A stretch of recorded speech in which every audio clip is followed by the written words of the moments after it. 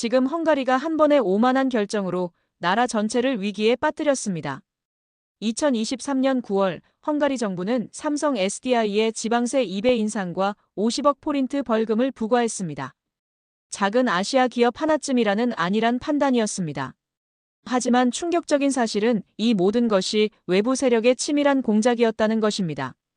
한국 기업은 단 한 번의 항의도 없이 조용히 철수했고 그 결과 직접 간접 3만 명이 실직했습니다. 괴드 지역 경제는 하루아침에 무너졌고 부동산 가격은 40% 폭락했습니다. 과연 헝가리는 이 위기에서 벗어날 수 있을까요? 그리고 한국의 침묵 뒤에 숨겨진 진짜 의미는 무엇일까요? 안녕하세요. 저는 안드라시 토트입니다. 헝가리 재무부 차관으로 일하고 있었죠.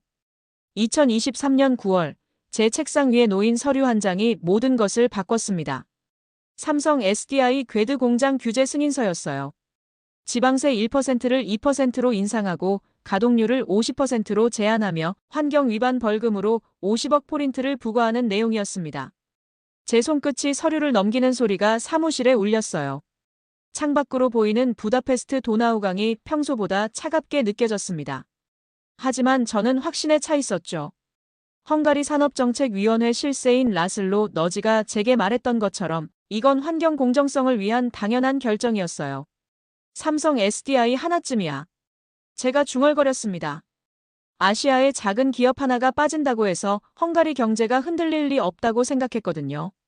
오히려 유럽 기업들에게 더 많은 기회를 줄 수 있다고 여겼습니다. 서명하는 순간 볼펜의 잉크가 종이에 스며드는 모습이 선명하게 보였어요. 라슬로가 제게 건넨 자료들이 머릿속을 스쳤습니다. 삼성의 환경기준 위반 사례들, 현지 업체들의 불만, 환경단체들의 항해 성명서들이었죠. 제 사무실 벽에 걸린 헝가리 국기가 에어컨 바람에 살짝 흔들렸습니다. 저는 그 순간 자랑스러웠어요. 헝가리의 주권을 지키고 공정한 경쟁 환경을 만드는 일을 하고 있다고 믿었으니까요. 다음 날 아침, 제가 승인한 규제안이 공식 발표됐습니다. 언론들은 일제히 환경 보호를 위한 정부의 강력한 의지라고 보도했어요. 라슬로가 미리 준비해둔 보도자료가 그대로 나간 것 같았습니다. 저는 커피를 마시며 창밖을 바라봤어요. 괴드 지역 방향으로 시선을 돌리니 저 멀리 공장 굴뚝들이 보였습니다. 곧 그중 하나가 멈출 거라는 생각에 오히려 뿌듯함을 느꼈죠. 헝가리가 외국 기업에게 휘둘리지 않는다는 메시지를 전 세계에 보내는 일이라고 여겼거든요. 삼성 하나 빠진다고 헝가리가 흔들릴 리 없지. 저는 다시 한번 중얼거렸습니다. 그때만 해도 제가 얼마나 큰 실수를 저지르고 있는지 전혀 몰랐어요. 규제 발표 사흘 후 제 사무실 문이 노크됐습니다. 비서가 들어와 말했어요. 차관님, 삼성 SDI 유럽 총괄이 면담을 요청했습니다. 김현수라는 이름의 한국인이었죠. 키가 크고 말수가 적어 보이는 40대 중반의 남성이었어요. 제가 악수를 청했지만 김현수는 정중하게 고개만 숙였습니다. 그의 눈빛이 차갑게 느껴졌어요. 앉으세요. 제가 말했습니다. 김현수는 의자에 앉자마자 서류 가방에서 두꺼운 파일을 꺼냈어요. 표지에 괴드 공장 경제 영향 분석이라고 적혀 있었습니다. 김현수가 첫 페이지를 펼쳤어요. 차관님, 저희는 특혜를 요구하지 않습니다. 계산만 합니다.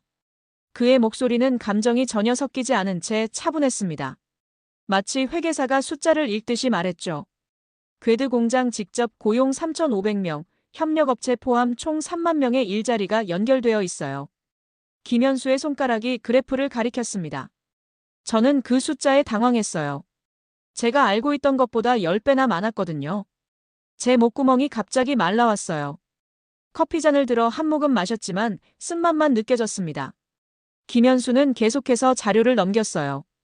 지역 세수의 38%가 저희 공장과 관련된 것입니다. 창밖에서 들리는 자동차 소음이 평소보다 시끄럽게 느껴졌어요. 제가 라슬로에게서 받은 자료에는 이런 구체적인 수치가 없었습니다. 단지 환경 위반과 불공정 경쟁이라는 추상적인 표현만 있었죠. 협력업체 명단입니다. 김현수가 또 다른 페이지를 보여줬어요. 헝가리 현지 기업 237개 회사의 이름이 나열되어 있었습니다. 제가 아는 회사들도 여러 곳 보였어요. 모두 제법 규모가 있는 중견기업들이었습니다. 제 심장이 조금씩 빨라지기 시작했어요. 김현수의 설명은 계속됐습니다. 가동률 50% 제한 시 첫 달부터 협력업체 15곳이 계약 취소됩니다. 벌금 50억 포인트는 연간 순이익의 80%에 해당해요. 잠깐만요. 제가 말을 끊었습니다. 그 정도로 타격이 클까요? 다른 대안은 없나요? 김현수가 저를 바라봤어요. 그의 표정은 여전히 무표정했습니다. 차관님, 저희는 감정으로 사업하지 않습니다. 수치가 맞지 않으면 철수합니다. 그 말이 제 가슴을 파고들었어요. 김현수의 목소리에는 협박이나 위협이 전혀 없었습니다. 그저 사실을 말할 뿐이었죠. 오히려 그래서 더 무서웠어요. 면담이 끝난 후 저는 혼자 남아 김현수가 남긴 자료들을 다시 펼쳐봤습니다. 숫자들이 제 눈앞에서 춤추는 것 같았어요. 라슬로가 제게 준 정보와 너무 달랐거든요. 김현수와의 면담 이틀 후 아침 뉴스를 보다가 이상한 점을 발견했습니다. 세 개의 다른 언론사가 정확히 같은 시간에 삼성 관련 기사를 내보냈어요. 제목도 거의 비슷했습니다. 삼성의 환경 파괴, 더 이상 용납할 수 없다. 제 손에 들린 리모컨이 미끄러질 뻔했어요. 오전 8시, 9시, 10시에 각각 다른 방송사에서 같은 논조의 기사가 나온 거였습니다. 심지어 사용된 문구까지 똑같았어요. 사무실로 출근해서 인터넷을 검색해봤습니다. 환경단체 3곳이 동시에 성명서를 발표했더군요. 헝가리 녹색미래, 도나우강 보호연대, 지속가능한 유럽 시민회였어요. 그런데 성명서 내용을 자세히 읽어보니 문장 구조가 거의 동일했습니다. 제 등에 식은땀이 흘렀어요. 비서에게 지시해서 이 단체들의 배경을 조사하게 했습니다. 결과는 오후에 나왔어요. 세 단체 모두 작년에 갑자기 만들어졌고 사무실 주소가 모두 같은 건물이었습니다. 이상하네요. 제가 혼잣말을 했어요. 창밖으로 보이는 국회의사당 건물이 평소보다 무겁게 느껴졌습니다. 그날 저녁 라슬로 너지에게 전화를 걸었어요. 라슬로, 오늘 언론 보도가 좀 이상하지 않나요? 뭐가 이상해요? 라슬로의 목소리가 평소보다 딱딱했습니다. 시민들이 환경 문제에 관심을 갖는 게 당연하지 않나요? 하지만 너무 동시에 제가 말을 이었지만 라슬로가 끊어버렸어요. 안드라시, 너무 신경 쓰지 마세요. 우리가 옳은 일을 하고 있다는 증거 아닌가요? 전화를 끊고 나니 사무실이 갑자기 조용해졌어요. 밤늦은 시간이라 건물 안에는 저 혼자뿐이었습니다. 컴퓨터 화면에 푸른 빛만이 제 얼굴을 비추고 있었죠. 다음 날부터 매일 같은 패턴이 반복됐어요. 오전, 오후, 저녁 뉴스마다 삼성 비판 기사가 나왔습니다. 환경 전문가라는 사람들이 TV에 나와서 삼성의 환경기준 위반은 심각하다고 말했어요. 하지만 제가 보기에는 모두 똑같은 대본을 읽는 것 같았습니다. 일주일 후 제가 아는 기자 한 명에게 조심스럽게 물어봤어요. 요즘 삼성 기사들이 많이 나오네요. 그 기자가 제게 말했습니다. 솔직히 말하면 위에서 내려온 지시예요. 어디서 나온 건지는 모르겠지만 삼성 관련해서는 이런 톤으로 보도하라고 하더군요. 제 심장이 쿵 떨어졌어요. 사무실로 돌아와서 다시 라슬로에게 전화를 걸었습니다. 라슬로, 만나서 얘기해야겠어요. 지금은 바빠요. 나중에. 라슬로가 또다시 전화를 끊어버렸어요. 그날 밤 저는 잠을 이룰 수 없었습니다. 침실 천장을 바라보며 생각했어요. 이건 자연스러운 여론이 아니었습니다. 누군가가 기획한 것이었죠. 이건 여론이 아니라 기획입니다. 제가 어둠 속에서 중얼거렸어요. 규제 발표 2주 후 제 책상 위로 긴급 보고서가 올라왔습니다. 삼성 SDI 본사 이사회가 헝가리 공장 전면 철수를 결정했다는 내용이었어요. 제 손이 떨리기 시작했습니다. 보고서를 작성한 담당자가 제 사무실로 들어왔어요. 차관님, 삼성 측에서 48시간 내에 공식 발표한다고 통보했습니다. 48시간? 제 목소리가 갈라졌어요. 너무 빨랐습니다. 협상이나 재검토 요청도 없이 바로 철수 결정이라니요. 그날 오후 김현수에게 다시 연락을 취했습니다. 전화벨이 길게 울렸지만 받지 않았어요. 비서를 통해 면담을 요청했지만 본사 지시에 따라 공식 채널로만 소통한다는 답변만 돌아왔습니다. 저녁 시간 제가 직접 궤드 지역으로 차를 몰았어요. 삼성 공장 앞에는 이미 경비원들이 서 있었습니다. 공장 정문에 출입 통제 안내문이 붙어 있었죠. 평소 북적이던 주차장이 텅 비어 보였어요. 공장 근처 카페에서 커피를 시켜놓고 앉아 있었습니다. 삼성 직원으로 보이는 사람들이 몇몇 들어왔어요. 그들의 표정이 심각했습니다.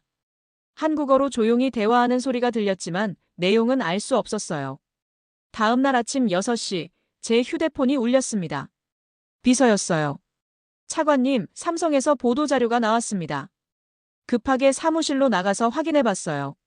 삼성 SDI 공식 성명서였습니다.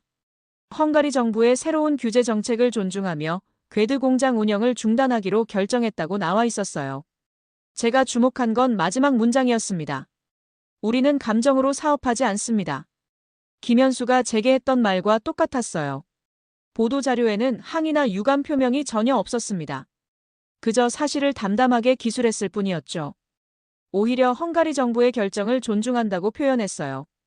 이상하게도 그게 더 섬뜩했습니다. 오전 10시 라슬로에게 전화를 걸었어요. 이번에는 받았습니다. 라슬로, 큰일 났어요. 삼성이 정말 철수한대요. 예상했던 일이죠. 라슬로의 목소리가 차갑게 들렸어요. 우리가 굴복할 이유는 없습니다. 다른 투자자들이 올 거예요. 하지만 3만 명의 일자리가. 제가 말하려 했지만 라슬로가 끊어버렸어요. 안드라시, 너무 감정적으로 생각하지 마세요. 전화를 끊고 나서 저는 창밖을 바라봤습니다. 부다페스트 시내가 평소와 다름없이 돌아가고 있었어요. 하지만 제 마음속에는 폭풍이 몰아치고 있었습니다. 오후에 궤드 시장에게서 전화가 왔어요. 차관님, 어떻게 된 건가요? 삼성에서 갑자기 직원들에게 해고 통지를 하고 있어요. 그 순간 제 다리에 힘이 빠졌어요. 의자에 주저앉으며 생각했습니다. 정말로 일이 돌이킬 수 없는 지경에 이른 것 같았어요.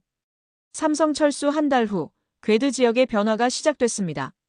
제가 처음 그 충격을 실감한 건 지역 부동산 중개업자의 전화 때문이었어요. 차관님, 궤드 지역 집값이 40% 떨어졌습니다. 중개업자의 목소리가 떨리고 있었어요. 아무도 집을 사지 않아요. 매물만 계속 늘어나고 있습니다. 제 심장이 쿵 떨어졌어요. 40%라는 숫자가 제 머릿속에서 맴돌았습니다. 그날 오후 직접 궤드로 차를 몰고 갔어요. 도착해서 본 광경은 충격적이었습니다. 평소 붐비던 상가 거리가 텅 비어 있었어요. 임대 안내문이 붙은 가게들이 줄지어 있었습니다. 삼성 공장 앞 식당가는 절반 이상이 문을 닫은 상태였죠. 한 식당 사장과 이야기를 나눴어요. 손님이 10분의 1로 줄었어요. 그의 얼굴이 비참해 보였습니다. 삼성 직원들이 단골이었는데 이제 아무도 오지 않아요.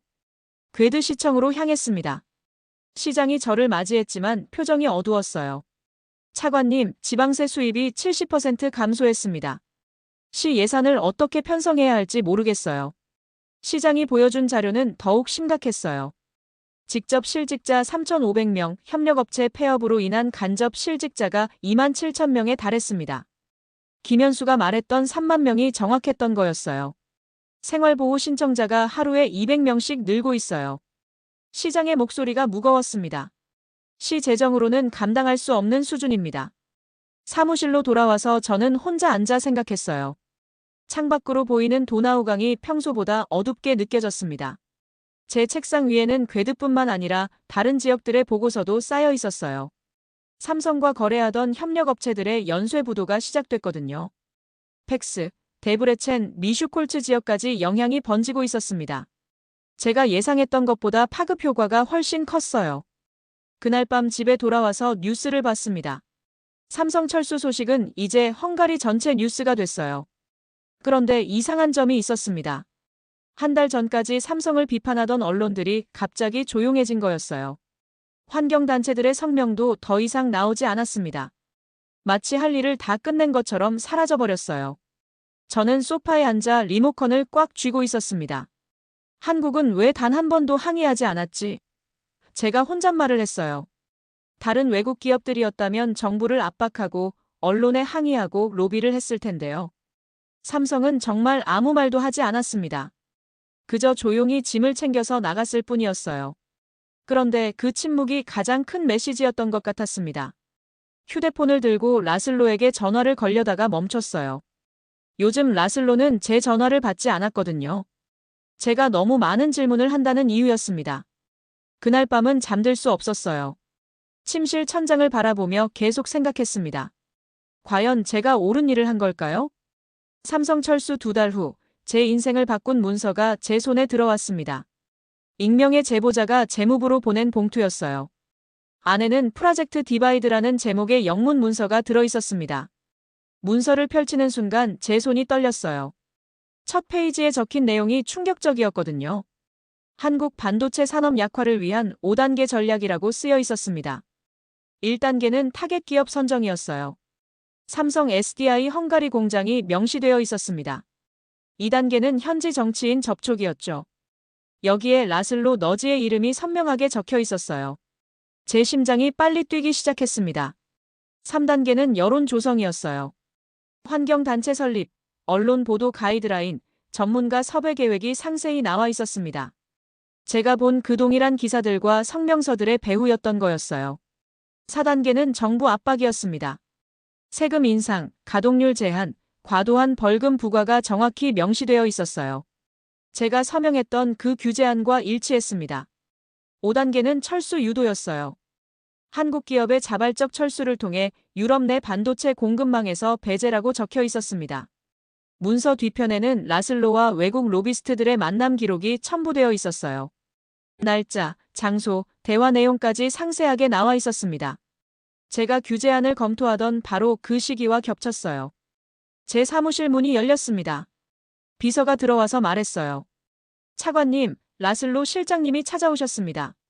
라슬로가 들어왔을 때 저는 그 문서를 책상 서랍에 급하게 넣었어요. 라슬로의 얼굴이 평소보다 창백해 보였습니다. 안드라 씨, 요즘 어떤 자료들을 보고 있나요? 라슬로가 제 책상 주변을 둘러보며 말했어요. 그의 목소리에 긴장감이 느껴졌습니다. 별거 없어요.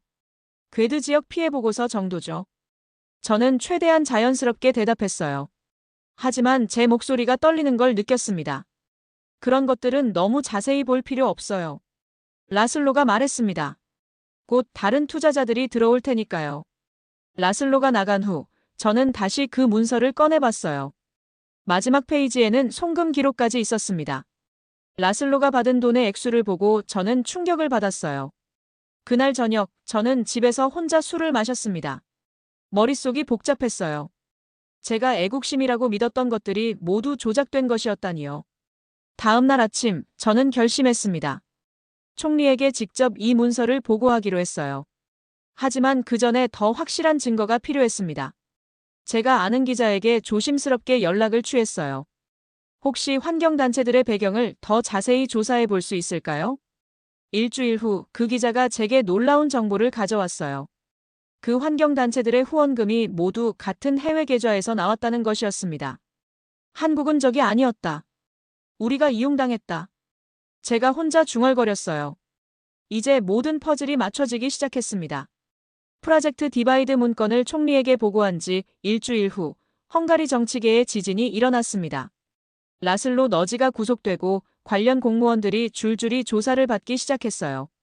총리실에서 긴급회의가 소집됐습니다. 저도 참석했죠. 총리의 표정이 매우 심각했어요. 이 사태를 어떻게 수습할 것인가? 가 핵심 의제였습니다. 외교부 장관이 먼저 입을 열었어요. 삼성 측의 비공식 접촉을 시도해봤지만 모든 대화를 거부하고 있습니다. 공식 채널로만 소통하겠다는 입장이에요. 경제부 장관이 덧붙였습니다. 궤드 지역 경제가 완전히 무너졌습니다. 실업률이 30%를 넘어섰어요. 이대로 가면 지방정부 재정도 파산 위기입니다. 총리가 제게 물었어요. 안드라시 차관, 당신이 이 문제의 핵심 당사자니까 해결책을 제시해보세요. 제 목구멍이 말랐어요. 모든 시선이 제게 집중됐습니다. 총리님, 대한민국 정부에 공식 사과를 하고 재협상을 요청하는 수밖에 없습니다. 회의실이 조용해졌어요. 총리가 긴 한숨을 쉬었습니다. 그게 가능할까요? 우리가 그들에게 입힌 피해를 생각해보면. 제가 대답했어요. 총리님, 저희가 먼저 방안에서 직접 사과드려야 합니다. 그리고 앞으로는 이런 일이 절대 일어나지 않을 것이라는 보장을 해드려야 해요. 2주일 후 총리를 포함한 헝가리 정부 대표단이 서울로 떠났습니다. 저도 동행했어요. 인천공항에 도착했을 때의 기분은 복잡했습니다. 가해자가 되어서 피해자에게 용서를 구하러 가는 기분이었어요. 청와대에서 한국 정부 관계자들과 만났습니다. 한국 측은 매우 정중했지만 표정이 차가웠어요. 특히 산업통상자원부 장관의 눈빛이 날카로웠습니다. 총리가 공식적으로 사과했어요. 헝가리 정부의 잘못된 판단으로 인해 삼성과 한국에 큰 피해를 끼쳤습니다. 진심으로 사과드립니다. 한국 측 대표가 말했습니다. 사과는 받아들이지만 신뢰 회복에는 시간이 필요합니다. 구체적인 행동이 뒤따라야 해요. 그날부터 사흘간 치열한 협상이 이어졌어요. 한국 측은 까다로운 조건들을 제시했습니다. 10년간 세금 동결, 규제 면제, 투자 보장 등이었죠. 저는 협상 과정에서 한국 관계자들의 냉정함에 놀랐어요. 감정적이지 않았지만 단호했습니다. 제가 김현수에게서 느꼈던 그 차가운 합리성이 한국 정부 전체에 있는 것 같았어요. 마지막 날 한국 측에서 최종 조건을 제시했습니다. 헝가리 국회에서 외국인 투자 보호 특별법을 제정하세요. 그리고 이번 사건의 전 과정을 공개하여 재발 방지를 약속하세요. 총리가 저를 바라봤어요. 제가 고개를 끄덕였습니다. 받아들일 수밖에 없었거든요. 서울에서 돌아온 후 헝가리 국회에서 특별법이 통과됐어요. 저는 국회에서 증언했습니다. 우리는 한국을 시험했고 나라를 잃을 뻔했다고 말했어요. 그 순간 국회의원들의 표정이 경직됐습니다. 제 목소리가 떨렸지만 끝까지 말했어요. 오만이 얼마나 큰 대가를 치르게 하는지 깨달았습니다. 특별법 통과 석 달 후 삼성에서 연락이 왔습니다. 부분적 공장 재개를 검토하겠다는 내용이었어요. 하지만 조건이 있었습니다. 기존 규모의 50%만 복구한다는 것이었죠. 제가 다시 궤도로 향했을 때 마음이 복잡했어요. 삼성 공장 앞에는 공사 차량들이 들어와 있었습니다. 하지만 예전만큼 활기차지는 않았어요. 절반으로 줄어든 규모가 눈에 보였거든요. 김현수를 다시 만났습니다. 몇 달 만에 보는 그의 얼굴은 여전히 무표정이었어요. 하지만 예전과는 다른 점이 하나 있었습니다. 제게 악수를 청하지 않았어요. 차관님, 재고용은 5,000명부터 시작합니다. 김현수가 차분하게 말했어요. 단계적으로 늘려서 최대 1만 명까지 가능합니다. 더 이상은 어렵습니다. 제가 물었어요. 예전처럼 3만 명 고용은 불가능한가요? 김현수가 저를 바라봤습니다. 신뢰는 한번 깨지면 원래대로 돌아가지 않습니다. 이것도 많은 내부 설득이 필요했어요. 그의 말이 제 가슴에 깊이 박혔어요. 저는 고개를 숙였습니다. 죄송합니다. 제가 잘못 판단했습니다. 김현수가 처음으로 표정을 바꿨어요. 약간의 안타까움이 섞인 것 같았습니다. 차관님, 저희는 복수하려는 게 아니에요. 단지 리스크를 관리할 뿐입니다. 새로 설립된 한국-헝가리 기술협력센터 개소식에 참석했습니다. 한국에서 온 기술자들이 현지 인력을 교육하는 프로그램이었어요. 저는 축사를 했습니다. 이 센터는 우리의 반성과 다짐을 보여주는 공간입니다. 제 목소리가 떨렸어요. 한국과 헝가리의 진정한 협력이 시작되는 곳이 되길 바랍니다. 개소식 후 한국 기술자 중 한 명이 제게 다가왔어요. 차관님, 저희도 처음에는 다시 오기 싫었습니다. 하지만 헝가리 국민들은 잘못이 없잖아요. 그 말에 제 눈물이 났어요. 한국 사람들의 마음이 얼마나 큰지 깨달았습니다. 1년 후 궤드 지역을 다시 방문했습니다. 상가들이 조금씩 다시 문을 열기 시작했어요. 하지만 예전만큼은 아니었습니다. 절반 정도의 활기만 돌아온 상태였죠. 한 식당 사장이 제게 말했어요. 손님이 많이 돌아왔지만 예전만큼은 아니에요. 삼성 직원들도 예전보다 조심스러워 보여요. 제가 물었습니다. 그래도 다행 아닌가요? 물론이죠. 하지만 신뢰는 절반만 돌아왔어요. 그게 진짜 대가 같습니다. 사장의 말이 전곡을 찔렀어요. 그날 저녁 집으로 돌아가는 길에 저는 생각했습니다. 한국은 결국 돌아왔지만 완전히 돌아온 건 아니었어요. 이게 바로 오만의 진짜 대가였습니다. 지금도 제 사무실 벽에는 그때의 신문 기사가 걸려 있어요. 헝가리-한국기술협력센터 개소라는 제목의 기사입니다. 저에게는 끝이 아니라 새로운 시작을 의미하는 기사예요. 한국은 우리에게 두 번째 기회를 줬습니다.